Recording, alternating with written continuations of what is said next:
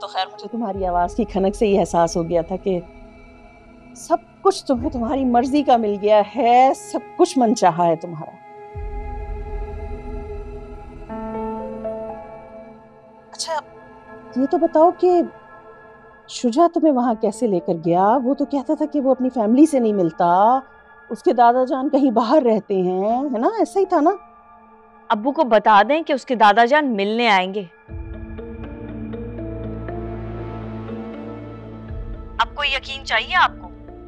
बाकायदा शायद कोई इस शादी की दावत करेंगे। जाहिर है इतने बड़े लोग हैं, इनको तो पैसा खर्च करने का बहाना चाहिए होता है।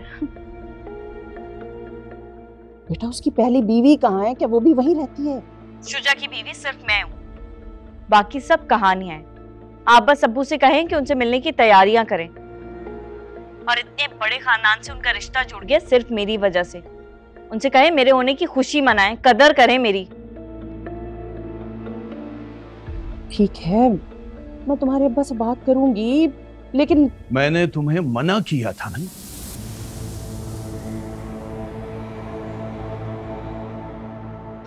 कि अगर अपनी इस नाफरमान बेटी से किसी किस्म का राब्ता रखा, मेरी कोई बात तुम्हारी समझ में नहीं आती।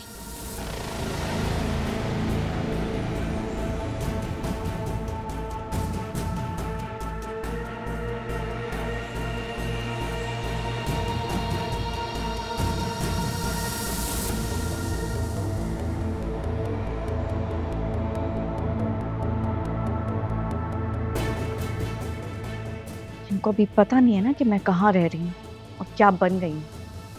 बाद में पछताएंगे जब पता चलेगा तब।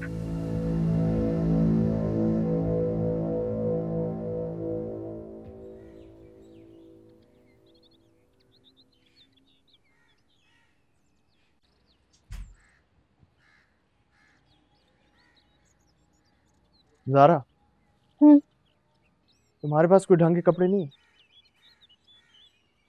क्या मतलब है? मेरे पास सारे जोड़े ढंग के ही हैं। अच्छा, तुमसे सवाल पूछा उसका जवाब दो ना। जो तुम घर में पहनती हो, जो यूनिवर्सिटी पहन के जाती हो, उसमें तो मुझे कुछ भी अच्छा नहीं लगा। मंशा को देखो कि वो कितने अच्छे तरीके से अपने आप को।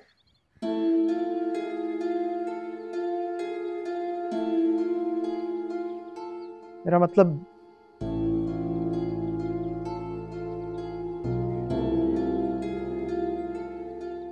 मैं खूब समझती हूँ आपका मतलब। सारा मुझे समझ नहीं आती कि तुम्हें क्या हो गए। अच्छी खासी तुम अंडरस्टैंडिंग हुआ करती थी, मतलब बिना कहे मुझे कुछ भी तुम्हें समझाने की जरूरत नहीं पड़ती थी, तुम समझ जाती थी मेरी बात। तो आप भी तो वो हमजा नहीं है जिसे मैं जानती थी। आपको मेरा कुछ अच्छा ही नहीं लगता, मेरे बोलने का तरीका, पहनने ओढ़ने का तरीका, मेरा एटीट्यूड कुछ नहीं पसंद आपको। मैं नहीं बन सकती मंशा, मैं नहीं पहन सकती उसके जैसे कपड़े, मैं उसकी तरह दिख नहीं सकती, उसकी तरह बातें नहीं बना सकती। मेरे लिए बहुत मुश्किल है मंशा बनना, और आपके लिए मंशा को भुलाना। सारा, मैं कभी भी नहीं चाहूंगा कि तुम मंशा बनो, कभी भी नहीं। और उस मंशा को जो है ना, मैं भूल चुका हूँ। झूठ झूठ। मैंने सुना है हमसे कि एक इंसान कभी भी अपनी पहली मोहब्बत को नहीं भुला सकता। इससे ज्यादा बेतुकी की बात मैंने आज तक नहीं सुनी। सच है ना, इसलिए कड़वा लगेगा आपको। तुम बात को डाइवर्ट क्यों कर रही हो? देखो 5 मिनट है तुम्हारे पास, हम चलते हैं, शॉपिंग करते हैं, जाके कुछ अच्छे कपड़े लेते हैं तुम्हारे लिए। लेकिन क्यों? सारा, तुम्हें ना ये हस्बैंड वाइफ खेलने का बहुत शौक हो रहा है। सवाल जवाब, सवाल जवाब। मेरी किस्मत अच्छी थी हमसा, वरना आपने मुझे कहाँ ये एहसास देना था। ज़ारा, ये मियाँ बीवी खेलने के लिए ना हमारे पास पूरी जिंदगी है, लेकिन एक वो वाहिद पुराना रिश्ता जिसकी मैं कदर करता हूँ, वो तुम्हारा और मेरा दोस्ती का रिश्ता था। इस तरह की फजूल बातें करके उसे खराब मत करो। वो वाहिद रिश्ता है जिसकी वजह से आज मैं शायद सर्वाइव कर पा रहा हूँ, वो मेरे जख्मों पे मरहम रखता है। उस रिश्ते की वजह से इंसानियत पे, रिश्तों पर मुझे एतबार आता है। मेरे पास है एक अच्छा जोड़ जो मुझे लगता है आपको भी अच्छा लगेगा। अंदर आए दिखाती।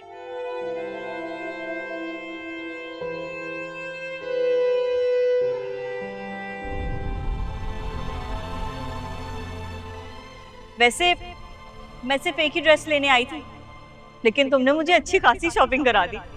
मैंने तुमसे ये एक्सपेक्ट नहीं किया था।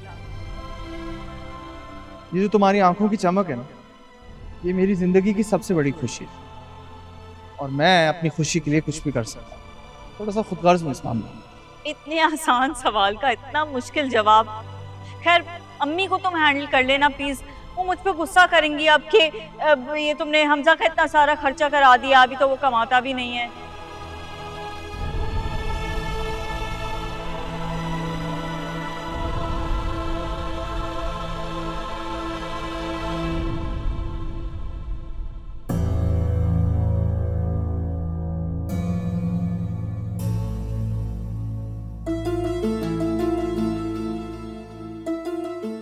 चाय रख दीजिए।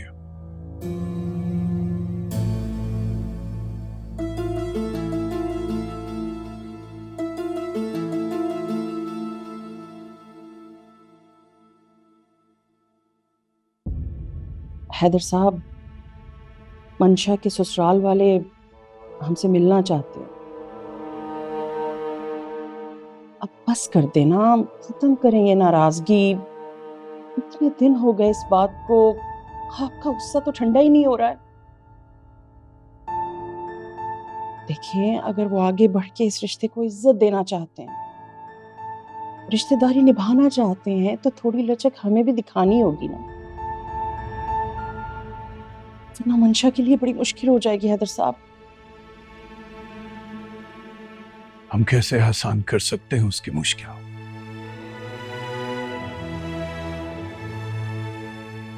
उसने जिंदगी के मीज़ान में एक तरफ हमारी मोहब्बत और तरबियत रख दी, और दूसरी तरफ दौलत की चकाचौंध और आसाइश। और क्या चाहिए उसे हमसे? उसे बता दे कि यहाँ किसी को आने की कोई जरूरत नहीं है। अगर वो समझदार होती तो ये पागलपनी क्यों करती? लेकिन आप तो समझदारी का सबूत दें। बहुत शौक है ना आपको उसके साथ रोने का, तो जाइए रो लीजिए।